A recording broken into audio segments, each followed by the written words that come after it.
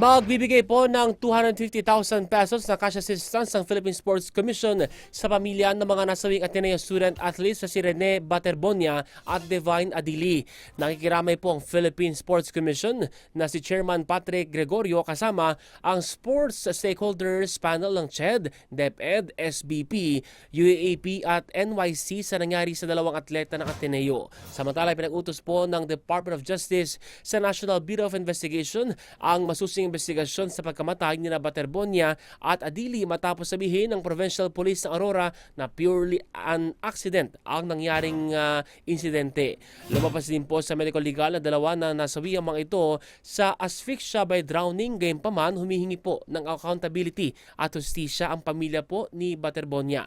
Hihilingin din umano nila sa DOJ ang pagpapalabas ng isang immigration lookout bulletin order laban kay Ateneo men's basketball team head coach Tab Baldwin.